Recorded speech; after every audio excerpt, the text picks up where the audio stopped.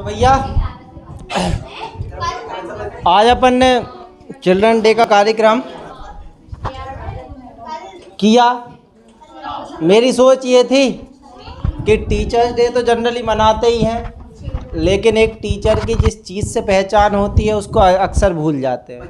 Teacher day पर तो सब लोग बढ़िया कार्यक्रम करते हैं, टीचर्स का सम्मान भी करते हैं, केक भी काटेंगे तो गिफ्ट भी देंगे, ये वो सब चीज़ें होती हैं। लेकिन जब मैंने देखा है कि जब चिल्ड्रन डे की बारी आती है तो फिर कुछ नहीं, तो उसमें क्योंकि एक टीचर की जो पहचान है वो स्टूडेंट्स है। और मैंने हमेशा से ये सोचा है, मैंने खुद ने भी टीचर बनने का इसीलिए सिर्फ सोचा है क्योंकि जिस भारत का सपना चाणक्य ने देखा था, क्योंकि मैं उसी टीचिंग आइडियोलॉजी से आता हूँ जिससे चाणक्य आते थे। तो जिस का सपना चाणक्य ने देखा था, जिस भारत का सपना छत्रपति शिवाजी ने देखा था, जिस भारत का सपना महाराणा प्रताप ने देखा था, जिस भारत का सपना भगत सिंह ने देखा था, कि हमें उस भारत को बनाना है। तो वो भारत बनाओगे कौन? सिर्फ तुम लोग। हम चिल्ड्रंस डे पे कार्यक्रम करते हैं, आगे संस्था जब तक चलती रहेगी तब तक होते रहेंगे, और संस्था बनाने का ही सिर्फ उद्देश्य ये है कि शिक्षा में संस्कार भी रहें, जिसमें हमेशा मैं कहता हूँ संस्कार रहित शिक्षा परमाणु बम के समान है या उससे भी ज़्यादा खतरनाक है। हमको एक बात पे ध्यान ये देना है कि आप लोगों से सिर्फ एक ही उम्मीद है। मैं जनरली टीचर्स डे हो, मेरा बर्थडे हो, मैं हमेशा करता हूँ, ना मेरे को जो केक काटना है, ना कोई गिफ्ट लेके आना है, ना मैं तुमसे लेता ना कुछ। मेरा एक ही गिफ्ट रहता है कि एक चीज़ ध्यान रखना, कभी जीवन में ऐसा मत करना जिससे माँ भारती को नुकसान हो। बाकी तुम कुछ करते रहना। हमारे सबके अपने इंडिविजुअल गोल होने चाहिए, उन पे काम करना चाहिए, अच्छी बात है। लेकिन जहाँ बात भारत किया जाए तो फिर हमारा सबका एक ही गोल होना चाहिए। वो गोल है क्या? भारत। भारत से बढ़ के कुछ नहीं। तो इसलिए अपने को ध्यान यही देना है। और हमेशा से यहाँ पढ़ के जा रहे हो, कम बच्चे पढ़ें ज़्यादा बच्चे पढ़ें, मैं इस पे ज़्यादा वो नहीं करता। मेरा फोकस ये रहता है 4 भी पढ़ें तो ऐसे पढ़ें जो भारत के विषय में सोचें। एक बात ध्यान रखना, क्योंकि देश रहेगा तो हम रहेंगे। क्योंकि सही बात है कि हम कहते बने ही रहें कि चलो, जो हम थोड़ा सा स्वार्थी होते हैं, अपनी जब बात आ जाती है थोड़ा स्वार्थी हो जाते हैं। लेकिन एक बात सोचिए कि हम जहाँ थे वहाँ से कुछ भी नहीं बचे हैं। चंद्रगुप्त के समय में हम आज के इराक ईरान तक पहुंच गए थे, लेकिन आज यदि हम बात करें तो हम कहाँ बचे हैं? हम भारत की सीमाएं कहाँ तक थी? तो इसलिए ये सिर्फ एक ही कारण से हुआ है कि भारत बटा है, वो अपने अपने निजी स्वार्थों के कारण। किसी एक ने स्वार्थ देखा कि मेरा अपना अलग देश होना चाहिए, मुझे प्रधानमंत्री बनना है, दूसरे ने सब अपना देखा कि मुझे प्रधानमंत्री बनना है, और इन दोनों के प्रधानमंत्री के चक्कर में देश के 2 टुकड़े हो गए, जो बाद में 3 में बट गए। आपने देखा होगा कि परिवार में भी, आई थिंक इनको साइलेंट कर लेना चाहिए। तो आपने एक बात ध्यान रखना, आपने परिवारों को टूटते हुए देखा होगा कब? जब 2 भाई एक दूसरे के स्वार्थ में आ जाते हैं कि मुझे भी ये प्रॉपर्टी चाहिए, मुझे भी चाहिए, घर टूट जाता है। 2 व्यक्ति जब स्वार्थ में आ जाते हैं तो हो सकता है गांव, शहर, जिला या देश टूट जाता है। तो किसी की महत्वाकांक्षा जब भी देश से ऊपर होगी, तब ये बात ध्यान रखना, परिवार से ऊपर होगी तो देश और परिवार टूटेगा।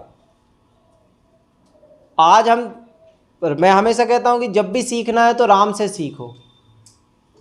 हम बड़ी बड़ी बातें करते हैं, हम राम की रैलियाँ भी निकालते हैं, सब कुछ करते हैं, अच्छी बात है, लेकिन राम को मानते कितने हैं?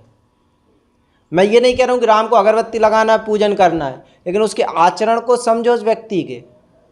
आपसे आपके पिताजी कह दें कि ये काम कर लेना, तो मैं नहीं कर रहा हूँ, आज मैं लेट हो रहा हूँ, ये हो रहा हूँ, फकाना ढिकाना, ये बातें आपके मुंह से निकल जाएंगी, मम्मी कहेंगी। लेकिन ये समझो कि उस व्यक्ति से पिताजी इनका बेटा 14 साल जंगल जाना है, ठीक है, वहाँ से लौट के आ गए, जो हुआ बस ठीक है। यदि जीवन में कभी भी फंस जाओ तो उस नोवेल को पढ़ लो जिसको रामचरितमानस कहते हैं, तो आपके जीवन में ईमानदारी हमेशा बनी रहे। क्योंकि राम सिखाएगा कि कहाँ फंसोगे, कहाँ निकलोगे। ऐसा मत समझो कि कोई धार्मिक किताब है। आप उसको एक नोवेल की तरह पढ़ो ना, हम मोटिवेशन के लिए पढ़ते हैं, उसमें तो सब कुछ है। एक भाई और भाई का रिश्ता कैसा होना चाहिए, उसमें तो ये भी है कि एक पति पत्नी का रिश्ता कैसा होना चाहिए। आप ये लव स्टोरियाँ देखते हैं प्रेम के लिए आपकी उम्र में, लेकिन समस्या ये है कि यदि प्रेम को ही अच्छे समझना है, सीता और राम को देखो ना। आज कितनी पत्नियां होंगी जो पति कह दे कि मम्मी पापा ने कह दिया कि हमको अपने वहाँ जाना और पत्नी है स्वीकार कर लें, चलो मैं भी चल रही। आजकल की क्या बात करेंगी, बहुत ही मूर्ख हो, तुम्हें बेवकूफ़ बना दे और तुम सुन के आ गए। मान लो कोई लड़का कर भी ले तो आप भी तो फ्यूचर में किसी घर के लिए बहू बनेंगी, किसी की माँ बनेंगी, किसी की बहन, किसी की दादी, कोई ना कोई रिश्ता आपका होगा, आपका भी किसी ना किसी से कोई रिश्ता होगा। तो एक बात ध्यान रखना, ईमानदारी आती कैसे है? जब हम हर चीज़ को ईमानदारी से करने लगते हैं ना, अपने अंदर ब्लड में ईमानदारी आ जाती है। एक छोटा सा दोस्ती का रिश्ता है ना, उसको भी जब ईमानदारी से निभाने लगते हैं तो ईमानदारी अपने आप आने लगती है। आपको क्या लगता है भारत की बात आएगी तब हम एकदम से ईमानदार हो जाएंगे? कभी नहीं बनोगे। जब ईमानदार तब बनोगे जब छोटी छोटी चीज़ों में ईमानदारी रखना सीखोगे। हम एटलीस्ट अपने प्रति ईमानदार नहीं है, इसीलिए हम भारत के प्रति कभी ईमानदार नहीं हो सकते। ये देश क्यों गर्त में जा रहा है? क्यों? क्योंकि हम अपने प्रति ईमानदार होना बंद हो गए हैं। क्यों? जैसे आपसे बोल दिया जाए कि यार ये 5 प्रश्न पढ़ना है, अरे आज तो टीचर ने पूछा ही नहीं, तो क्या करना है? यदि मान लो मैं यहाँ कुछ समझा रहा हूँ, तो हो सकता है कुछ लोग कहीं बैठ के और बात, पीछे बैठ के बात कर रहे हैं, कुछ वो उनका समस्या है। हम अपने प्रति ईमानदार नहीं है ना। छोटी सी बात ये समझो, आपसे कहा अरे सर ने तो आज होमवर्क चेक किया ही नहीं कभी क्लास में, अरे आज हमारा नहीं चेक किया, आज उसका चेक कर लिया। होता है 30-40 की क्लास रहती है, 30-40 में सबके डेली होमवर्क चेक करना पॉसिबल नहीं। मैं भी करता हूँ कि रैंडमली कभी किसी 2 को उठा लिया, कभी किसी 2 को उठा लिया। बाकी सोचते हैं कि हमारा नहीं किया, नुकसान किसका है? हम खुद के प्रति ईमानदार नहीं हैं। हम नहीं करके आए, खुद के प्रति पहले ईमानदार होना सीखो यदि भारत के प्रति ईमानदार होना है। यदि आप खुद के प्रति ईमानदार नहीं हो, इस राष्ट्र के प्रति ईमानदार नहीं हो, तो कोई रैली निकालने की कोई ज़रूरत नहीं है, कोई फंक्शन करने की कोई ज़रूरत नहीं है। आप कितनी अच्छी बात कर लें कि भारत माता की जय और अच्छी अच्छी लाइनें बोल लें और सब कुछ कर लें, जब तक आप ईमानदार नहीं होंगे वो कभी फलीभूत नहीं होंगे। आज हमारे नेता आप लोगों का यूज़ करते हैं सिर्फ आप लोगों के लिए, स्वार्थों के साथ। आप लोगों के स्वार्थों से ही आपका यूज़ कर लेते हैं और आप बड़े खुश होते हैं। तो इसलिए हमें अब जो नई जनरेशन तैयार हो रही, मेरा सपना वो ही है कि वो जनरेशन तैयार करना है जो इस भारतीय संस्कृति को समझे, इसकी साइंस को समझे, लेकिन ये बात भी ध्यान रहे कि जो आडंबर हैं उनसे दूर रहे। हमें ईश्वर, अब जैसे अपन बात करते हैं कि हमें राम को समझना चाहिए, किसी न किसी को समझ, कृष्ण के जीवन से कुछ सीखना चाहिए। बहुत महापुरुष पढ़े जिनसे आप सीख सकते हैं। आप में से कितने हैं जो अपने भाई के लिए कह देगा ठीक है मेरा भाई तो है, उसने ये कर दिया। आजकल होता क्या, अरे भाई ने इतनी प्रॉपर्टी काहे ले ली, उसके पास 2000 रुपये ज़्यादा चलेगा प्रॉपर्टी की, 2 लाख रुपये ज़्यादा, अरे भाई तो है 2 लाख चले भी गए क्या। और एक वो भाई था जो जंगल से सिर्फ खड़ाऊँ लेके आ गया था, और एक हम है। देखो रामचरितमानस क्या सिखाती है, आप एक बात देखो, आजकल समस्या क्या है। एक बात कहने में बहुत कड़वी है लड़कियों के लिए, सीता जी से एक सीखने की बात है। यदि आपका चरित्र सूपनाखा जैसा रहेगा तो आपकी कभी कोई रिस्पेक्ट नहीं करेगा। यदि सीता जैसा होगा तो कितनी गंदी निगाह वाला होगा, आपको उसको रिस्पेक्ट करनी पड़ेगी। रावण भले ही कुछ था, लेकिन वो सीता के चरित्र को कभी हाथ नहीं लगा पाया। आप एक बात बताओ, क्या आप थोड़ा सा, हमारे पास यदि कुछ लोगों के पास थोड़ी सी प्रॉपर्टी आ जाती है तो अरे हम तो मॉडर्न हो गए, हमको ये पहनना चाहिए वो पहनना चाहिए, बहुत सा लगता है। अब हम खुले दिमाग के हैं, पढ़े लिखे हैं। एक बात मुझे बताना, सीता जी के विषय में बताता हूँ, यदि इस भारत के अंदर किसी की भी, मैं तो ये कहता हूँ, उससे ज़्यादा रेपुटेशन हो तो मुझे बता देना, और उसके बाद हम ज़्यादा एटीट्यूड बताएं। सीता जी उस समय के सबसे ज्ञानी राजा की लड़की, सबसे ज्ञानी राजा की लड़की थी। अष्टावक्र जो ऋषि थे उनके शिष्य थे जनक महाराज, जिनकी क्या थी वो पुत्री, सबसे ज्ञानी राजा की लड़की। उस समय के सबसे ताकतवर राजा की बहू, दशरथ से ज़्यादा ताकतवर पृथ्वी पर कोई नहीं था। जब देवता भी युद्ध में हारने लगते थे तो दशरथ को बुला के ले जाते। दशरथ ने रावण को हराया युद्ध में। तो उतने ताकतवर राजा की बहू राम, जिसको आप आज तक पूछ रहे हैं, उनकी पत्नी लव कुश, जैसे लड़कों की माता, क्या किसी भी चीज़ में आपसे कम थी? मतलब इनसे ज़्यादा कोई हो सकता है? नहीं ना। लेकिन उसके बाद भी पति के लिए, संस्कारों के लिए, परिवार के लिए मॉडर्निटी अपनाई कि अपने संस्कारों पे चले। और इधर लोगों के पास 2 लाख रुपए का भी यदि बैंक अकाउंट में आ जाए तो वो मॉडर्न हो जाते हैं, इतने से इतने कपड़े हो जाते हैं।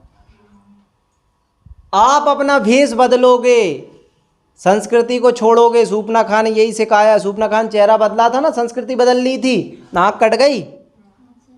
आप यदि अपना भेष बदलोगे आपकी नाक कटेगी तय है। सीता को लंका रावण भी ले जाएगा, रावण लंका भी ले जाएगा तो कुछ नहीं कर पाएगा। इसलिए लड़कियों को सीखना चाहिए सीता से और लड़कों को सीखना चाहिए राम से। अभी कई बार कुछ लोगों को तो मैंने अपने जीवन में देखा है, कुछ स्टूडेंटों को, कुछ के पेरेंट्स होते हैं जो गांव से बिलोंग करते हैं अधिकतर के, तो उन्हें पिताजी को वो ये कह के कोचिंग लाते हैं, कभी अपन मिले भी तो, अरे वो थोड़ा अच्छे से तैयार हो चलना, जैसे रहते हो वैसे मत रहना। क्यों मत रहना बेटा? वो जो उनकी जो स्थिति है उसी में तुझे पढ़ाया है, और तुम वो पाठ ये गमछा बदल लेते, जो कर लेते हो, क्यों बदल लेते? हमारी समस्या यही है कि हमने हमारे आइडल कहाँ देखने शुरू कर दिए। वो अरे वो फलाना हीरो, फलाना क्रिकेटर, ये वो हमारे हीरो हैं। आप अपने पिताजी को देखिए ना, अपनी माँ को देखिए ना। जीवन में कुछ भी सीखना है तो इन संघर्ष जब भी जीवन में सीखना है, अपने माता पिता से अच्छा कोई ऑप्शन नहीं है संघर्ष देखने का। सीता जी से आप सीख सकते हो कि एक परिवार को इकट्ठा कैसे रख के रखना है। कुछ भी समस्याएं चल रही हैं उसमें परिवार को साथ कैसे रखना है। जब तक राम समस्या में रहे सीता कहीं कहीं नहीं। राम, पिताजी ने कह दिया 14 साल जंगल जंगल। पिताजी की तो इच्छा भी नहीं थी लेकिन वचन दे दिया तो उस वचन के लिए चले गए। तुमसे एक बार यदि पिताजी कहते ना जब एक सोने की चैन भैया ज़्यादा दे रहा हूँ तुम्हारे पेट को नहीं पचे, तो ये सोचो हम कुछ भी कह लें और हम राम भगवान की रैली निकाल के और घूमते रहते हैं। भाई साहब रैली निकालो लेकिन सीखो तो कि राम कहना क्या चाह रहे हैं। ऐसे रैली निकालने से कुछ नहीं होना है। और इसी उम्र में सीख लो जिसमें तुम पढ़ रहे हो राम कौन है, ये चीज़ समझो। सीता कौन है, ये 2 चरित्रों को अपने जीवन में यदि बड़ा बनना है, राम, लड़कियों को सीता को पकड़ लो और लड़के राम को पकड़ लो। इन दोनों ने हर संबंध को पूरे दिल से निभाया है, पूरी ईमानदारी से निभाया है। जब प्रेम की बात होती तुम वो ताजमहल कहते हो, अरे प्रेम का प्रतीक लोग देते हैं। अरे भाई साहब वो काय का प्रेम का प्रतीक है? उसकी वो कजन कौन से नंबर की रानी थी और उसका वो कजन कौन से नंबर का पति था और 17वें बच्चे को जन्म देते मरी। उसको तुम प्रेम का प्रतीक कह रहे? उस व्यक्ति को प्रेम का प्रतीक नहीं कह रहे कि जिसकी पत्नी को एक ने लेके चला गया तो समुद्र पे ऐसे पुल बांध के उसने पत्नी को लेके आया। ये प्रेम सिखाता। और तुम जे 2 टके के बॉलीवुड के नचनिया को देख के और प्रेम देखते हो तो तुम क्या सीखोगे उनसे? आज इससे प्रेम हुआ, कल उससे हो गया, परसों उससे हो गया, अरे वो सब चलता है। आज मॉडर्न युग में कुछ नहीं चलता है। चलेगा तो फिर सूपना खां रावण जैसी हालत होगी। प्रेम सीखना उस राम से सीखो ना। और प्रेम सीखना है लड़कियों को तो ईमानदारी उससे सीखना है तो उस लड़कियों को तो सीता से सीखो ना, जो त्रिभुवन का पूरी दुनिया का वैभव देने को तैयार था और सीता जी ने हाँ नहीं कही।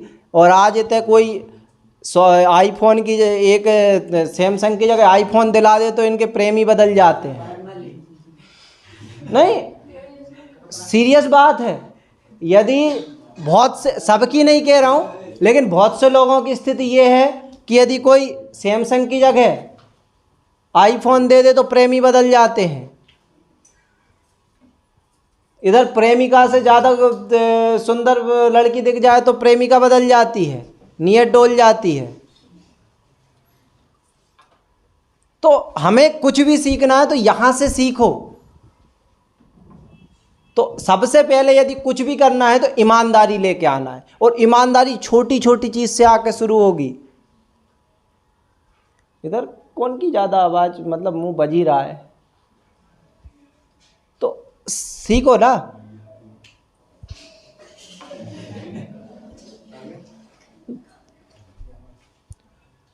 मैंने कहा था ना, कभी भी कुछ सिखाओ, सब नहीं सीख सकते, कुछ के अपने ही चल रहा है, तो इस चीज़ को ध्यान रखो।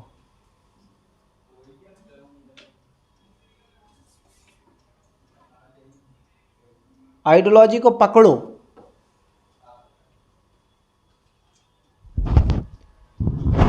ठीक है, तो आई होप कि हम राम से कुछ सीखेंगे तो ये चिल्ड्रंस डे सफल हो और यहाँ पढ़ने का उद्देश्य सफल हो। परसेंट की कोई बात नहीं है, परसेंट तो मेरे को पता है वो कैसे बनवाने। नंबर तो मेरे पास रखे हैं 40-50 क्वेश्चन, उनसे बाहर जाने नहीं है, इतने साल से नहीं गए तब क्या जाएंगे। मेन उद्देश्य संस्था खोलने का ही है। आगे संस्थापन खोल रहे हैं, आगे विचार है कि स्कूल तक जाएंगे धीरे धीरे, जहाँ एक्चुअल एजुकेशन सिखाई जाए। आप यदि बात डिबेट करना चाहते हैं केमिस्ट्री में, तो जो बच्चा हो वो केमिस्ट्री के लिए भी उतना ही तैयार हो, जीवन पे बात करना है जीवन के लिए भी तैयार हो, किसी भी सब्जेक्ट पे किसी भी आयाम पे उस स्तर बात करना चाह रहे हैं वो परिपक्व हो। और परिपक्वता यहाँ दिखती ही नहीं है मुझे, बहुत कम दिखती है। कभी जीवन में लगे ना बहुत कष्ट है लड़कियों को, observe your mother only for 1 day. आपको लगे ना कि जब लगने लगे बहुत घबराहट हो रहा है, observe your father only 1 day, आपको समझ में आ जाएगा।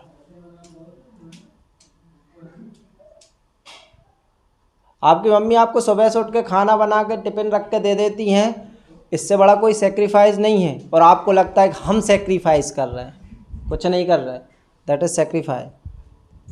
ओके।